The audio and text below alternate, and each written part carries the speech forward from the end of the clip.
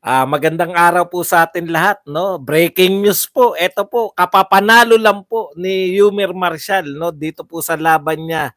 Laban po sa Thai boxer na si Sinam. Sa kasalukuyan po, habang binabalita natin 'tong breaking news na 'to, kasalukuyan po nire-revive, no? Ito pong kanyang kalaban na si Sinam dahil po direkta po naka-oxygen ngayon. Sana po walang mangyari, no? Fourth round, 1 minute and 23 seconds ang nalalabi sa fourth round nung tumama po ng uppercut itong si Yumer Marshall at tuloy-tuloy po ang kanyang kalaban na humiga. At paghiga po ay hindi na po nakabangon. Dire-diretso na po, tumirik po ang mata, no? Pero naka-recover naman, nakaupo na po kasalukuyan, no? Congratulations sa ating Paris Olympic bound na two-time Olympian na si Yumer Marshall. Ito po ang kanyang panghuling laban ngayong professional at siya po ay magko-concentrate na para po sa kanyang ensayo o sa kanyang paghanda dito po sa darating na Paris Olympics. Congratulations sa ating Philippine Pride, two-time Olympian Yumer Marshall. Sana po ito naman narito po ang dami pong mga celebrity ang narito. Narito po naging guest po nila yung WBC President na si Sulaiman. Narito po, no? Narito rin po yung mga ibang MP fighters, si Marlon Tapales, nariyan. Umatin po ng initial na yung homecoming na to. Sayang nga, nakakapanghinayang, bagamat yung mga dumalupong naron ay tuwan-tuwa po sila, no, na may palibre pong boxing para po sa kanila. Sana po magtuloy-tuloy itong ganito at sana naman na ito pong mga libreng pa-boxing ay dayuhin po ng ating mga boxing fans. Sana po tapusin na natin yung mga suportahan po natin lahat ng Filipino boxers, anuman ang kanilang promotion. Kalimutan na sana natin yan. Sana po ito naman po ay libre na, no, para sa inyo. Sana yung mga taga dyan, no? Yung mga taga dyan po sa Maynila napanood. O kaya suggestion ko para mas marami pong makapanood, gawin po nilang in cooperation, wag lang po sa sponsor, no? Mas maganda po yung kung mag-sponsor niyan yung mga city. Yung city mayor po. Yan po nakikita ko kasi yung nakakadalawang nakakadalawang rally po kami ng Maisog Rally. Halimbawa ko lang mga mayor po ng mga city pinuntahan namin, Davao City Mayor, Cebu City, ang co-sponsor po ng mga rallies. Kaya po medyo malaki-laki, no? Imaginein po ninyo kung naging co-sponsor po ninyo ay ang City of Manila. Putya, mga barangay lang po yan, no? Kanya-kanyang hakot lang po yan ng barangay. Siyempre, yung kilala, sana ganun, no? Ganun po. Kasi mahirap po kahit libre po, kung wala pong politiko na, yun kasi yung papel ng mga politiko, kung nariyan po yung pagmumukha nila, di ba? Tuwan-tuwa sila dyan. Dali pong hakutin ng politiko yun. Kaya masarap po na sana sa susunod itap po ninyo yung mga sa mga may palibre pong pa-boxing. Hindi po sapat na libre yung boxing . Alam niyo po, yung mga tao rin dapat makapunta doon sa venue. At ang malakas pong maghakot na mga tao sa venue, wala pong iba kundi yung mga local government officials. Yun lang po yung masasuggest ko sa lahat po, hindi lang po sa isang promoter, sa lahat po ng mga kasi sayang ganda ng laban, di ba? Maganda yung event, tapos libre. Putya, kung mga mayor po yan, halimbawa mayor ng Maynila, makikita nyo po yan.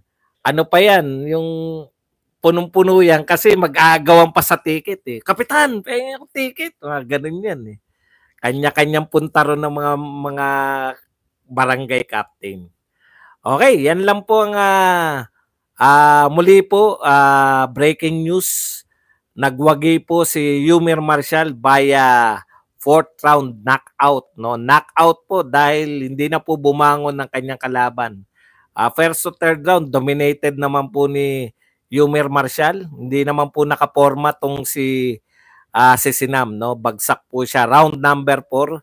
Hindi na po bumangon. Kinabahan po tayo doon kasi mukhang hindi po makahinga eh. Inoxygenan po. So far, sana po wala naman po naging komplikasyon dito sa boxer na to. Kung nakaupo naman po na ng maayos, okay na po sana yan, no?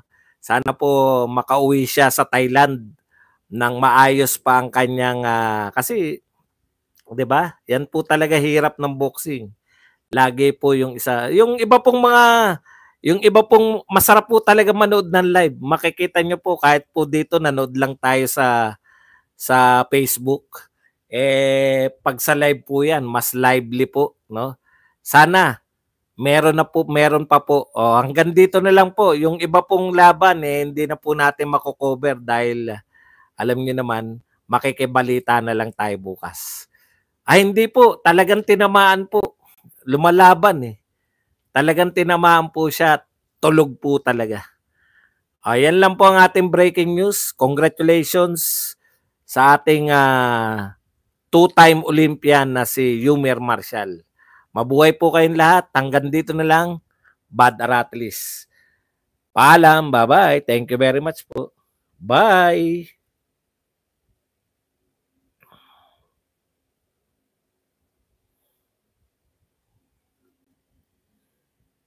Sumasabay din eh. Kahit hindi nakakatama eh. Round number 4. Sabi ni Sinam, kalahati na to. Iba na po ang kilos nito ni Yumir. Sabi ng ano niya, pucha hanggang round 3 lang yung Olympics Paano yan? Pa-practice mo hanggang round 3 lang dapat. Mabigat yung binitawan ni Yumir. Matulis yun. Pero malakas ang ano nito, malakas tumanggap na suntok. Tong Sinam, malalakas na yung mga binabato ni Yumir eh. Ginagawa po asentahan ni Yumir. Pero mukhang matatag. Hindi po mapapabagsak yata to. Ayan Ang lulutong na ng binibigay ni Yumir. Parang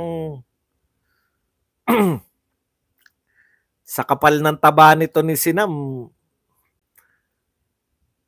maraming proteksyon.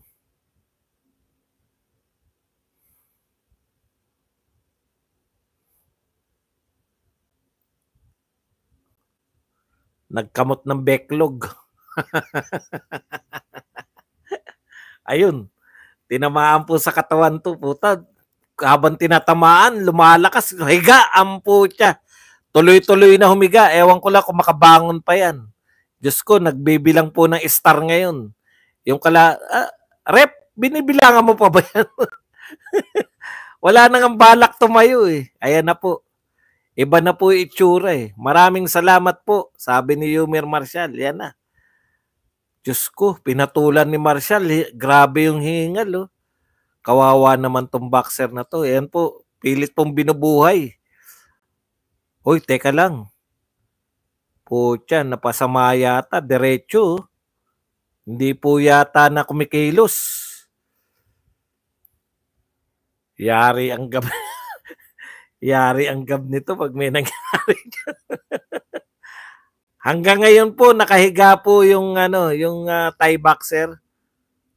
Ayun, bumabangon-bangon po siya pero hindi, ito na po ang doktor. Tinitignan po yung mata.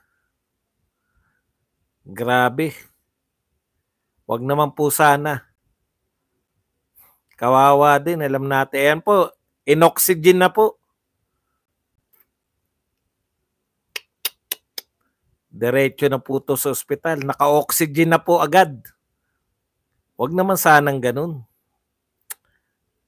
Ayan po si Francis, ay si ano po, yung kapatid po ni Senator Francis. Ayan, no? Ayan, diretso, yo. Etong suntok na to, kaliwa, kanan, kanan uli, sumabay, nagkabuhol. Ito yung kaliwa, pagtulak ni Marshall, boom! Isang kaliwa, sabay sumuntok pa. Eto na, uppercut, sabay higa na yan. Na-delayed pa siya sa uppercut eh. Nakasuntok pa eh. Masama ang tama. Hindi, uppercut po. Yung uppercut na yan, no? Ito po, uppercut. Susuntok pa yan. Pero pabagsak niya, diretso eh. Ipagdasal po natin tong boxer na to. Sana naman eh, yung napilitan ka lang lumaban. Sana naman po walang mangyari sa kanyang masama. Tingnan po natin kung nakabangon na. Nilagyan na po ng oxygen eh. Kawawa naman yung mga boxer talaga. Kaya nga po yung mga ganito, no? Hindi po laruan talaga yan. Yung mga hamon-hamon nyo. Nakaranas kayo ng ano. Hanggang ngayon po, yung ano, yan, nakaupo na po.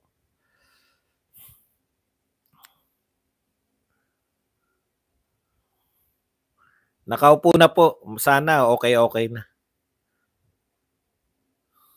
Hindi, tinamaan po, uppercut. Sabay nakasuntok pa pero delayed reaction, dire-diretso po. Pagkatama po,